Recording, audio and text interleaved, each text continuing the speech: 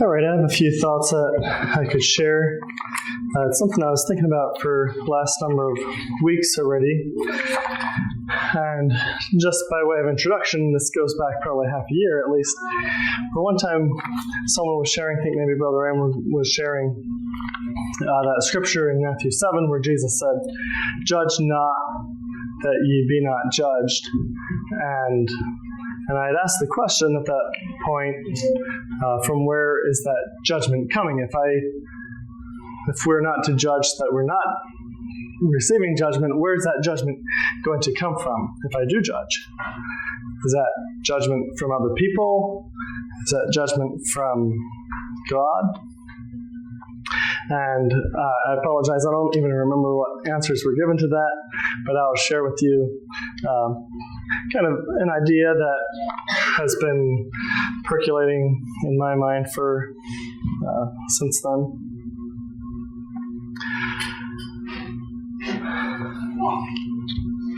And just by way of kind of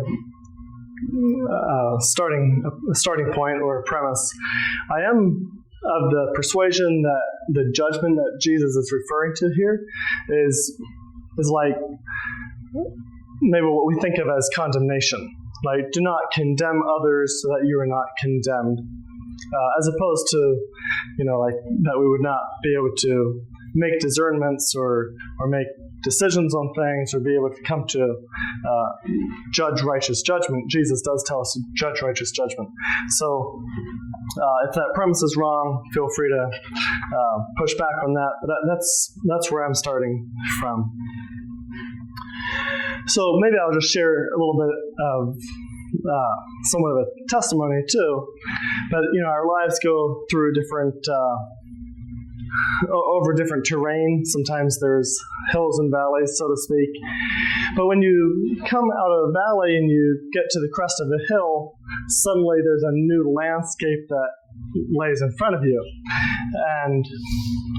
And so what I kind of feel like I've had that experience different times in my life. But going back to an earlier point, I would have maybe had this paradigm, this way of thinking about it, that God is our creator, God owns our lives, God is our boss, He can tell us what is right, He can tell us what is wrong, and we're obliged to obey, and obedience brings pleasure to God. That's how we follow God, by our obedience. But and that obedience is kind of difficult. It's a hardship. It's something that we need to deny ourselves in to do that. But it's worth it because in the end, God is going to ultimately reward us for that obedience. And within this paradigm, judge not that ye be not judged would basically be a command to not judge so that we don't receive God's ultimate judgment in the end.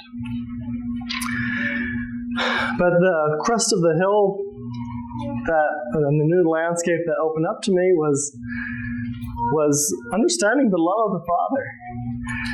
And that has had a profound and continues to have a profound impact on my life, for which I am just so grateful. And in that time, there was at least about 20 different things that I was able to identify. Just, it's very subjective. It's like very much a testimony what I'm sharing. But there was probably about 20 things that I was able to identify ways to understand and recognize or observe the love of God. And one of those things was that I began to see that many times, not always, but many times, judgments that come upon mankind they're not administrator punishments. Rather, they're user errors. We might use that terminology sometimes when you're using a computer, right? Somebody says, this computer's not working, and well, is it a machine problem, or is it the administrator making it not work for you, or is it a user error? Like maybe I'm doing something wrong. And I've come to see that so many times in life, the woes that come to us are user errors. It's that something's wrong in my life, and that's why I'm receiving this as I am. And this happens personally, I believe, and I believe this also happens corporately for whole societies and so on. An example of this would be in Proverbs 1. I'll just read a few verses at the end of Proverbs 1 where it says, because they hated knowledge and did not choose the fear of the Lord, would have none of my counsel and despise all my reproof, therefore they shall eat the fruit of their way and have their fill of their own devices. For the simple are killed by their turning away, and the complacency of fools destroys them. But whoever listens to me will dwell secure and will be at ease without dread of disaster. So you might notice there's somewhat of a correlation to this idea of sowing and reaping. That God's commands are for our good, and if we follow them, if we sow righteousness, we will reap righteousness. And so I would say that for most of my life, I've had some concept of the law of sowing and reaping, but it's mostly this idea that things I do or things I say are going to be the things that I reap. And what I'm about to share this morning might be the same as that. In fact, I have a little hard time differentiating it, but yet there's a little nuance there that's new to me, and hopefully I can make this clear. By all means, I believe the same about sowing and reaping, but this is maybe like a little bit more. Maybe it's sowing and reaping as being and not just as doing. Usually when I think of sowing and reaping as doing, it's like, here's a seed, I place it in the ground, something grows out of that. And now I gotta put up with that, whether it's a weed or a vegetable. But maybe that sowing and reaping also happens just like in what I harbor in my own heart. Even if I'm not planting that in life, or it's like who I am. It's what I am being. And so for a few scriptures that I would like to read, you can turn to these if you would care to. The first one is in Psalm 18.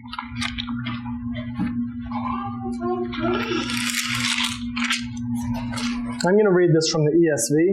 I know that in Septuagint and some of the other translations, they do read a little differently here, but I think they're similar enough that we will get the gist. Psalm 18 says this. This is verse 21 where I'm starting.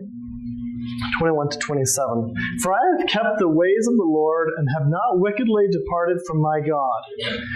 For all his rules were before me, and his statutes I did not put away from me. I was blameless before him, and I kept myself from my guilt. So the Lord has rewarded me according to my righteousness, according to the cleanness of my hands in his sight. Now this is where I'm headed with this. With the merciful, you show yourself merciful. With the blameless man, you show yourself blameless. With the purified, you show yourself pure. And with the crooked, you make yourself seem torturous.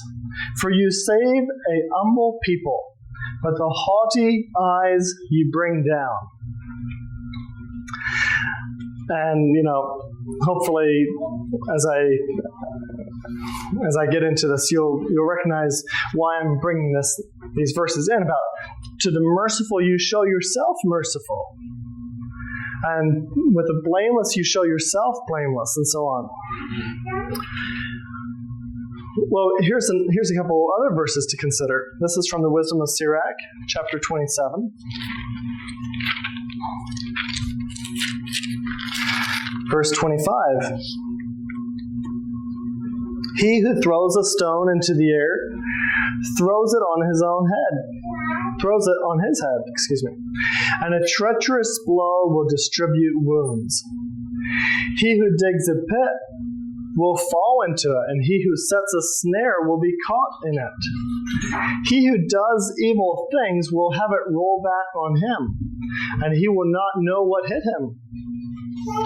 Mockery and abuse come back on an arrogant man, and vengeance lies in wait for him like a lion.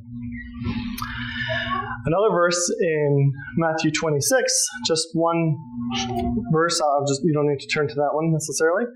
Verse 52, Jesus said to Peter, "Put your sword back into its place, for all who take the sword will perish by the sword."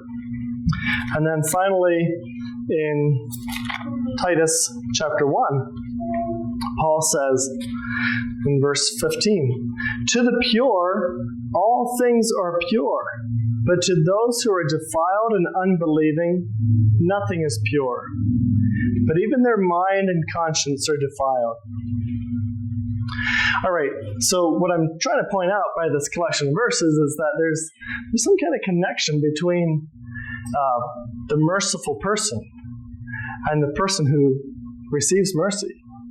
There's some kind of connection between those who take the sword and those who perish by the sword. And there's some kind of connection between those who judge and those who are judged. And what is that relationship?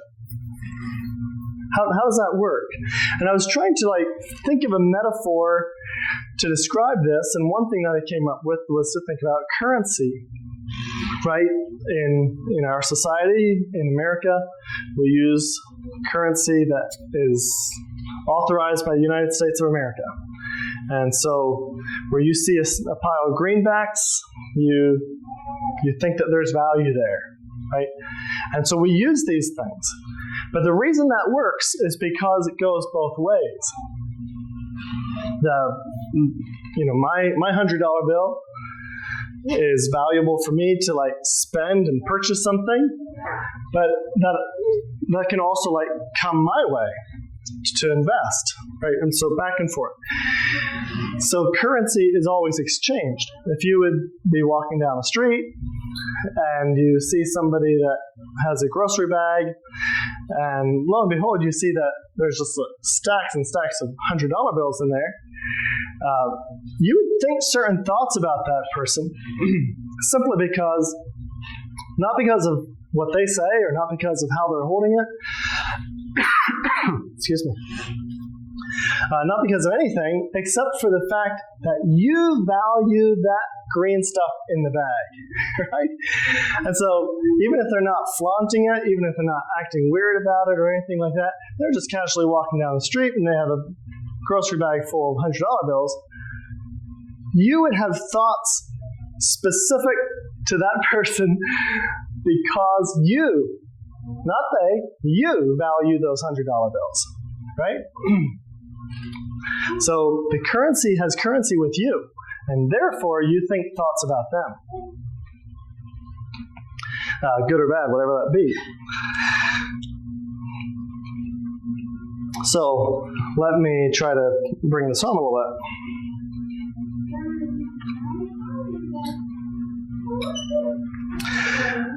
Well, think about this yet, too, while we're thinking about that currency idea. If you see somebody walking down the road and they're holding a grocery bag full of Monopoly money, and you recognize that it's just Monopoly money, you would also think thoughts about them, but they would be different thoughts. They would be different thoughts than the thoughts you thought about the person holding the greenbacks. Why? Again, it's because the value that you place on what's in that bag. All right. Now, just think a little bit about how things you observe, maybe in your own life, things you observe in people. I've observed already that, I've seen this in my own life, but people who quickly issue harsh judgments on others are many times kind of mysteriously quite sensitive and easily offended themselves by others. Why? Like, have you ever seen that? Have you ever seen that in yourself or in other people? Somebody's maybe super critical, but yet, well, you got a pussyfoot around them because they'll be easily offended. Why is that? Well, I believe that the reason is the currency that they deal with. The thing that has value to them in their economy is criticism. It's judgment. It's and maybe in the sense of being judgmental. But that's also what they receive, right? Because they place value on that, because their sharp words are loaded and they are intended to make an effect on their audience. Therefore, they place value on those sharp words. And when they come the other direction, when it comes in, ouch, that hurts them. They're very sensitive to that. And it can only go one way, right? Or else it's all fire. As I was thinking about this, I realized that maybe there's a better metaphor for this rather than just currency. I'll go ahead and share this one. Yet I actually think this might communicate it better. And that is, who's all familiar with Gary Chapman's book about 5 love languages? Everyone know about the 5 love languages? Okay, so what if this is like the book I read anyway was in the context of marriage, husbands and wives. What are 5 love languages? Right. So there's physical touch, words of affirmation, gifts, acts of service,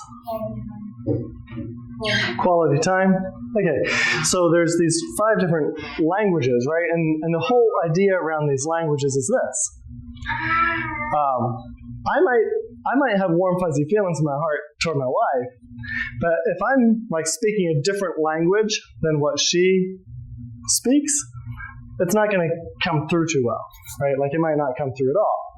Maybe I'm giving her a gift and she's like, why do I want that trash? Because that, if we're not speaking the same language. Okay, so just use that instead of the currency idea for a moment, and let's see how this plays out. If we learn to have the language of condemnation, judge not, ye be not judged. If we learn to have that language of condemnation, that's the language that's meaningful to us. That's what we speak to other people. Guess what? By default, just without, by necessity, if that's what I'm speaking to other people, that's also what I'm hearing. Right? The judgments I'm giving condition me to expect the same from others. So,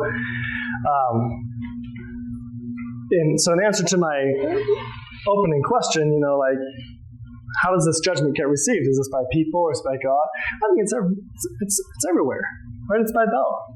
Because if I have that condemnation in my heart, I'm going to feel that from God, even if He doesn't intend it that way. I'm going to feel it from you, even if you aren't intending it that way. That's the lens through which I see the world. Have you ever noticed? Okay, I mentioned have you ever noticed a critical person is sensitive themselves? Think about this one. Have you ever noticed somebody who is very militant? Right? They're all arms. Right? It comes out in what they talk about. It comes out in the war stories they love to discuss, and so on. Have you ever noticed that something like that would be like fearful to drive through Springfield, without being armed?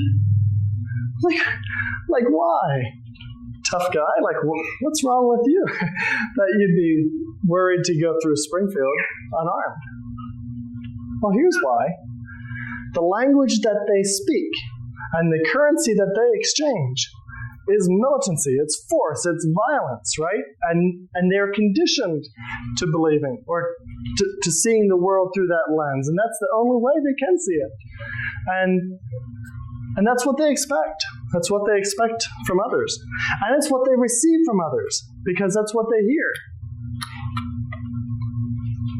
Have you ever noticed that somebody who's a jester, just making light of everything in the world, and they're joking all the time, they find it difficult to take people seriously? Why? Well, the stuff that they deal with, the currency that they use, and the language that they speak, it's the same language that they hear. And that is deceit, mockery, foolishness, and lies. And that's what they think that you're saying too. Who knows the story about Jean Valjean? This is a novel written by, I thought I could pull up his name, Victor Hugo. And it's set in the French Revolution, I believe. What's that, 1700s? Whatever the case. It's over in France. And so Jean Valjean, we'll just call him Valjean, he's kind of a strange man. I'm paraphrasing some things, just a summary of his life, or of this book from Wikipedia. But go read the book yourself. It's much, much longer and more interesting than this. But Valjean's kind of a strange man. And after he spent 19 years in prison, he's finally released, and by law, he needs to carry a yellow passport everywhere he goes to announce to the world that he's an ex-convict. But after his release, he arrives one October evening in Digne, and he searches for a place to stay the night and is turned away. At last, he's taken to the house of a bishop, or taken in by the bishop, who trusts him, feeds him supper, gives him a bed for the night. He's never experienced such kindness or such luxury in his life. And because he was just so out of his element, sleeping there in the bishop's warm, comfortable bed in the guest room, he wakes up in the middle of the night, and just like by force of habit, he jumps up and he grabs the bishop's silverware and the silver plates, and he runs off into the night with all this stolen goods. But by morning, he's arrested and he's brought back to the bishop, under the law. So here he comes back to the bishop the second time, or comes to the bishop the second time. However, the bishop admonishes Valjean right in front of the police for forgetting to take the silver candlesticks. Something like this. Valjean, you forgot to take the silver candlesticks. You took the silverware, but you forgot the candlesticks. Here they are, and he gives them to him. And the bishop reminded Valjean of his promise to use the silver to become an honest man, claiming to have bought Valjean's soul with it, withdrawing it from evil and giving it to God. All right. Now, just in case you hadn't known the story, I gave you that brief overview. Go read it for yourself. But here's the thing that I'm going with it. Here's where I'm going with this. What was the bishop doing? Seriously. Valjean comes back after having stolen this. He comes back under arrest. But the bishop's saying, you just took it. Here's more. Right? Well, the bishop spoke that language of love. The bishop spoke that language of sacrifice. He believed and he lived in such a way that What's mine is yours, right? And there is no such thing as stealing from the bishop. So when Valjean steals from the bishop says, you forgot this yet, and he just gives him another blessing. Like, I want to learn to live that way. I want to learn to have that kind of language. And I think that this is, when I say that kind of language, I mean that kind of love language, if you will, metaphorically. I think that we see the same thing with Jesus on the cross. Jesus said, Father, forgive them, for they know not what they do. I would entertain the idea, at least, that Jesus was just so filled with love, so spoke the language of love, and so foreign to him was the concept of condemnation and ridicule, that he just started making excuses for him. He said, they don't know what they're doing. It's almost like, it was just like Jesus didn't get it. Jesus couldn't believe. He didn't receive that treachery upon his life because he just loved them so much.